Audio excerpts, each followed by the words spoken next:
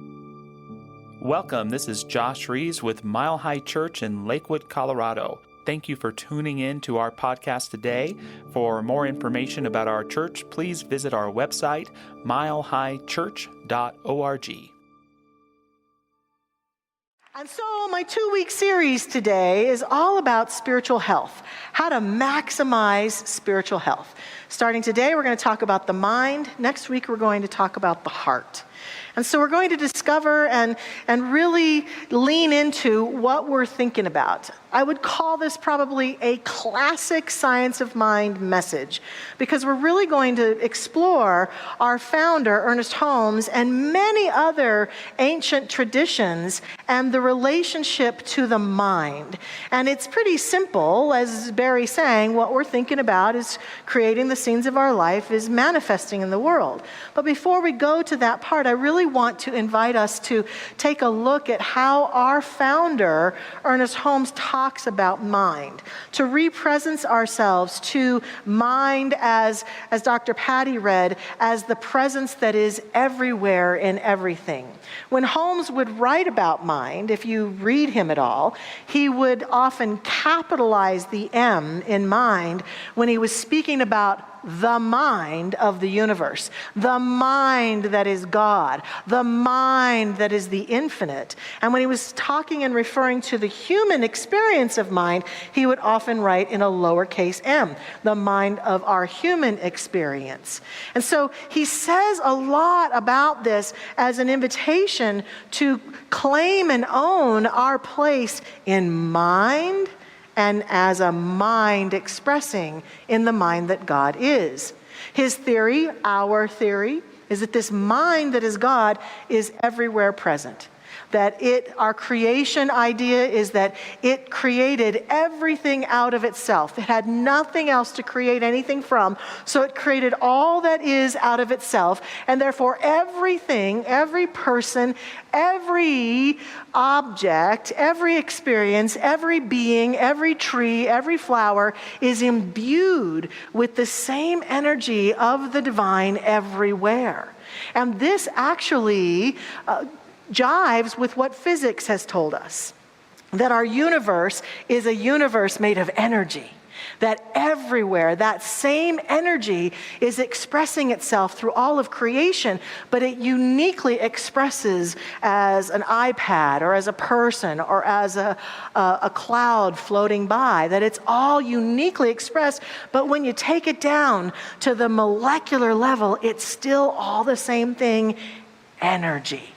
And if Holmes were alive today, he would say, it's still all the same thing, mind. Capital M. It's still all the same thing, God. That's our definition of God, of what source is, and that we are all co-creators in that mind. Holmes has many quotes about this, but I'd like to share one with you this morning. He says, and by the way, he wrote in the 1920s, 30s, 40s, 50s, and so his language is not always very gender inclusive. And so we keep the language the way it is when we quote it, but I would change it if I were queen of the world. I would probably shift it a little bit to be more gender inclusive, and I do change it in my little books when I read it, but here's this quote. To believe in God effectively means much more than simply asserting that you believe in a power greater than yourself. The presence of God to you must be an inner experience, a spiritual conviction that is real. You must know that God is right where you are and not separate from you. Every time your heart beats, it is responding to an infinite rhythm no man or person has ever fathomed. Every time you think, you are thinking creatively because your mind is one with the creative spirit. And in his writing, he capitalized this next part for emphasis. He says, out of the mind of God, you were created as a divine being. And as a divine being, you must recognize and know the source of that which created you out of itself, the creative spirit of God Almighty. So my first call to us is to remember and to recognize that we are saying in this teaching that God is mind and mind is God. All that is God, and all that is is the mind of God, and we exist in it as co-creative energies, for we believe that this presence imbued us with the co-creative energy that God is, that the mind of God is our mind, that we are always in touch with it, that there's something within it that is always expressing through it, through us, as it, that we are creating from it. We are creating the scenes of our life individually and collectively that allows for life on planet Earth to occur. That we are connected in the oneness of it, that divine mind at the core of us, and we are connected in the diversity of it as we are a unique expression of it. That we are experiencing the mind of God, and we also are experiencing the uniqueness that is us, that might be called the ego self or the unique self. I don't believe that the goal of our human experience is to have an egoectomy, to release ourselves of our individual experience of ourselves such that we merge into the one and have no distinction. I think being on the planet, that part of the evolutionary journey is, can I live in the paradox? Can I live in both the reality that I am the oneness and I am the diversity? That I live and have access to the all that is while I uniquely specialize it in my experience and contribute to the experience that humans are having on the planet. That it's both and that a healthy spiritual being stops abdicating their power with regards to their own life and with regards to the contribution they are constantly making to the experience of humanity. That we're not some little islands isolated over here in a corner and our life is just happening to us. That we're not little islands over in a corner and there's just stuff going on out there that has nothing to do with me. That all of us have our unique experience and our unique journey, and all of us are connected to the all of it and can influence and can participate in the collective journey that's occurring. And those of us who refuse to abdicate our power and say, I know who I am, and I know the truth about my essence, I know the truth about the contribution that I can make, and I'm going to stand in my power, and I'm going to make a contribution, and I'm going to live my life from that place, find ourselves more connected and grounded in the truth of who we are. Yes. Now we have to also understand in this, when we start to explore the mind that is our unique experience, the greatest challenge is that the word mind for humans includes all the thoughts, the beliefs, the emotions, the feelings and experiences we've had. And the greatest challenge for us as human beings is we actually think we know what we think. Right? We're pretty arrogant about it sometimes. I know what I think, when all the while something else is happening altogether right out there. And so we understand from the way that the brain works, brain science has absolutely confirmed for us that there is this conscious mind that we have, which is a small portion of our daily life that shows us what we think. But the big, vast expanse of it is the deeper mind, the memories that are stored in deeper memory. I mean, I know I've had the experience of someone coming to me and saying, you know, when you were 3 years old, you threw that ball through the window and it crashed through our window and it broke it. And I'm thinking, I don't remember that at all. But everybody around me, all the adults around me, remember that memory. I did it. I'm sure I did it. It's in deeper memory. It's not useful to me right now. But if I have guilt about it, or I was shamed about it, or I felt embarrassed about it, now that might be affecting me, right? That might be something that's running the show. And so I pay attention and I do my work to fall into and take ownership of the deeper mind. And when we're talking about the mind, we're often talking about in classes and in Barry's wonderful songs, and even today, our mind being like this garden. And we're always growing a garden. We're always planting seeds. We're like sowing seeds constantly of our thoughts that arise up from that surface mind and from the deeper mind. And we're constantly planting seeds. And some of the things in our garden are weeds. We had a very interesting debate in the green room about what is a weed really. We decided that a weed is in the eye of the beholder, I think is what we came to ultimately. Because sunflowers, my husband tells me, are technically weeds, and he adores sunflowers. And they are choking out the grass in our front yard, and we don't care. But there might be weeds that we don't want to be growing in our garden, or certain kinds of plants or flowers that just don't suit us. And then our work becomes to garden and pay attention and get present to our own garden and say, I've got to do something about this. Many people think that we do this just for ourselves, but here's the thing, that when we're talking about mind, the capital M, we all are gardeners and co-creators of our own experience, but it's like we're in a co-op with humanity, right? And your garden affects my garden, and your garden affects my garden, and your garden affects, and the seed you grow in your garden flies off and plants over in my garden, and we all are impacting each other's garden. So we can't just afford to go into this isolated place, I'm just going to tend to my garden. We have to understand that every part of this process is for the sake of ourselves and for all of humanity. And that we are constantly planting seeds because we are constantly thinking. Every moment of the day. And even at night when we sleep, we're constantly thinking, aren't we? I can raise my hand right now and say, hi, my name is Michelle and I'm an addictive thinker. Thank you. Hi, Michelle. Yes. Maybe we should start that group. That group might be good. So a spiritually healthy person works to understand that to change my life, to change the world, I have to do something that we say a lot around here. I have to change my thinking to change my life. I have to change my perspective. I have to change my garden to change my life. I have to take responsibility and accountability for my own garden so that I can begin to grow what it is that I would really like to see not only in my life, but in the world.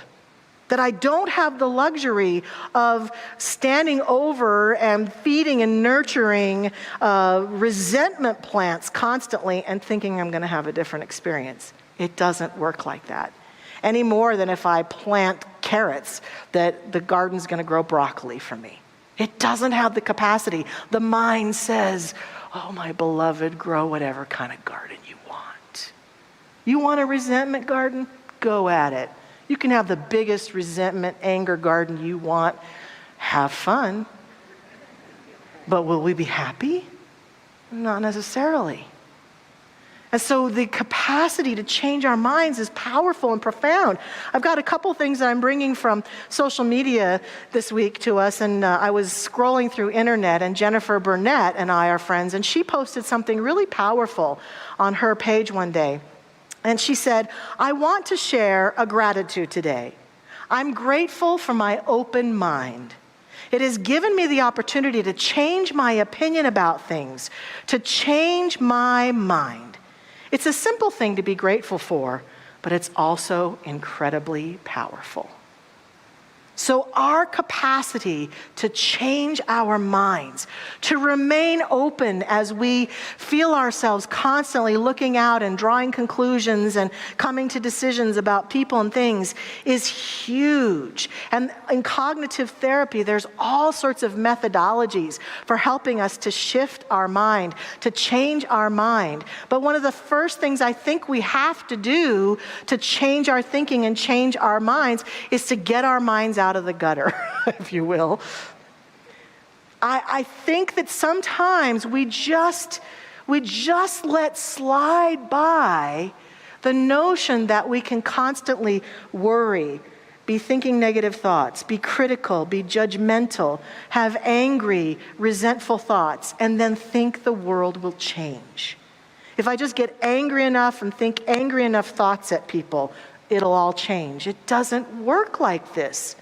And a huge part of what we have to do is begin to delve into deeper changes and watch our thoughts happen so we can catch them as an observer and make changes. So there's some things to watch for. I noticed that when I was in high school, I got decent grades. I was in the honor society because I got a lot of A's in things like choir and social studies and English, not so much in math. But there was one class I got a really good grade in, and it really surprised me, and it was logic class. I went to logic class, and the teacher gave us all these logic problems that we had to go through and solve and find fallacies. And I worked really hard, and I went to him one day on this big, huge problem he gave to us. And I presented it back to him. It was a baseball thing, actually. And I presented back to him and said, there's a fallacy in this problem. It can't be solved. And he took the book, and he looked at it for days, and he came back a few days later, and he said, Michelle Medrano is absolutely right. I have been teaching this class and presenting this problem for 30 years, and no one's ever pointed that out to me. And he gave me an A and said I didn't have to come back to class anymore. So I didn't. Seems logical to me. So I was so surprised, but I remember some elements that really took me about that. And it was partly because I was in this teaching, but there are some key things to watch for that I think are becoming the bane of our society and our culture and our world right now that are keeping us from growing better gardens. And they are sweeping generalizations. Most sweeping generalizations have extreme fallacies in them. Sweeping generalizations are when we say things like always and never. My husband never. My kids always. Those people over there in that country never. That political party always. That religion never. All those words, I would bet, according to my logic class, about 85% of the time, fallacies up the wazoo, I'll tell you. Not true. But we think from them and we project them all over each other in anger and frustration, and then we find ourselves growing these weeds that are strange-looking weeds that outpicture themselves, and we wonder why we can't find peace. Peace lives in the center. Sometimes people do that. Sometimes people do that. Sometimes they don't. But I'll tell you, violence, war, tyranny starts with people who say always, never. So we ourselves have to be willing to stand in that space of grace as we perceive ourselves, because we do the same to ourselves, don't we? I never get a break. I always have to work so hard. No one ever loves me. Those kinds of broad, sweeping generalizations from a logic perspective and from a spiritual health perspective, they don't serve us.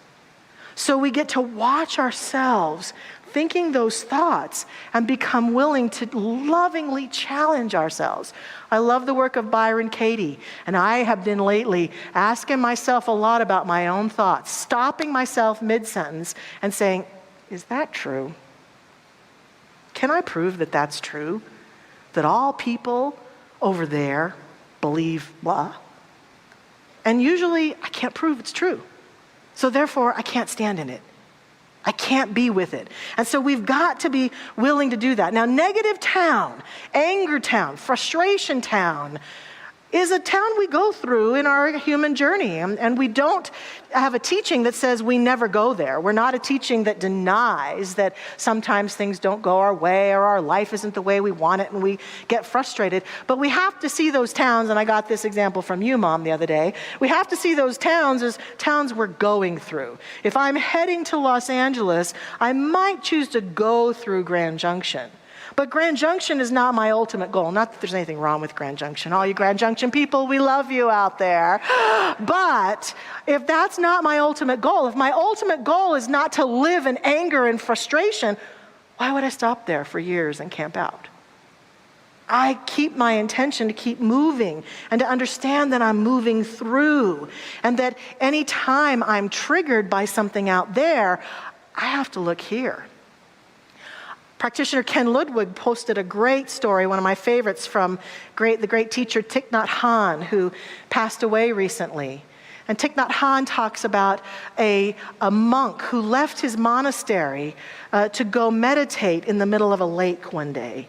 And he's in his boat meditating peacefully for hours in the silence, just floating. And all of a sudden, another boat bangs into his boat. And he feels this anger rise up in him, and he opens his eyes because he's going to give that other boat person what for, and he realizes that boat is empty. It just floated into him. And the story says that at that moment, the monk achieves self-realization and understands that anger is within him. It simply needs to hit an external object to provoke it. After that, whenever he met someone who irritated or provoked his anger, he remembered the other person is just an empty boat. Anger is inside me. A joyful story to remember and almost bless those who provoke anger in us or frustration. To say, there's something in me that wants to be smooth and easy, and I get to look at that. Now, I want to speak about the mind also today, not only from that emotional place, but from an acknowledgement and recognition of trauma response. Because a lot of us have minds that have experienced trauma. And most of the time, we know that trauma happens when people have an extreme experience of pain or anguish, abuse, violence, something that just completely discombobulates them, and that the effect of that can often be depression, anxiety, PTSD with dreams and memories that happen. I know that in these last few years, with so many deaths, I've experienced PTSD quite frequently from some of those experiences. And what I'm here to say today is that while most of us have put people who have trauma possibly over in another part of the garden and said, well, all those people with trauma, they're over there, what I want to say is that we've all been through a lot of trauma the last few years. We've been sent to our rooms. We've missed connecting with people. We've watched as the news, as Barry points out, 24/7 points out to us about people passing away, and heard the stories, or maybe lost loved ones ourselves, felt the loss of our life, felt the loss of connection. And I think that we all get to face that we may have a little trauma brain going on ourselves. And that's okay. I love what is being said a lot in the world right now. It's okay to not be okay. But we here want to provide tools, not only here on Sundays and in our classes, but to bring workshops forward of people who can specifically help us. And that's why we're bringing Nick Lawrence next week, a religious scientist who has knowledge about holistic brain and the ability to transcend trauma so that we can be in better relationship with others. And even if you don't choose to participate in the workshop, I encourage all of us to consider and give ourselves a break around our mind, to set the intention for healing, but to understand that we may be having a bit of a collective or individual trauma response, and that it's okay, and that there is help. There's help in the world, there's help in this church, and sometimes we need help to be able to have a healthy, clearer mind. And that there's no shame in getting help to allow our minds to relax and calm down. And the last thing I want to share is that a few weeks ago, I was home flipping through channels, and last week Josh mentioned that he did a talk that was bringing Jesus in July. I'm going to bring Santa into July, because I confess I was watching Miracle on 34th Street. The original one in black and white with Natalie Wood. And there's this scene where Santa is in Susie's room talking with her, trying to help her believe in him. And she's being very logical. And he says, well, haven't you ever been to Imagination? And he talks about that as a nation that is a place that you can go. And I'm wondering if we would be willing to pay attention to what we've been pledging our allegiance to. Have we continued to pledge our allegiance to anger and pain and suffering and not doing anything about it? And would we be willing to pledge our allegiance to imagination? And this reminded me that growing up, every day in elementary school at least, I said the Pledge of Allegiance, and it's absolutely incorporated into my being. I can stand here and say it, and it's influenced my thinking. It has had a place in my life, and I wondered if I would be willing to pledge allegiance to possibility thinking. Because that's the other thing I think we get to face right now with the challenges that are going on in our world. We need better imaginations. We need to think outside the box. We need to come up with solutions that have never been thought of before. And when I say we, I mean maybe some of us will do it, but maybe some of us who aren't even in this room will do it. But we together can have a vision for a greater world and a greater life for ourselves if we begin to use the mind that we have to imagine a new world, to imagine ourselves being in Los Angeles, to imagine ourselves being where we really want to be. And I invite us to pledge our allegiance to that nation in our life. And in fact, I sort of rewrote the Pledge of Allegiance. And I'd like to close with my allegiance to imagination. You can say it with me if you want. I put it on my Facebook for any of you who might want it. It's on my personal page. Here's how it goes. You can put your hand over your heart too if you like. I pledge allegiance to my imagination, to the possibilities of life, and to the ideas for which I stand, co-creativity in God, lifting me into greater freedom at all times. And so it is. Yeah. So as we close our time out, I invite us to pray together and invite our wonderful practitioner prayer partners to stand with us. Our prayerful time is a time to pledge allegiance. To spend time in practice is to allow ourselves to deepen into the mind that God is as us.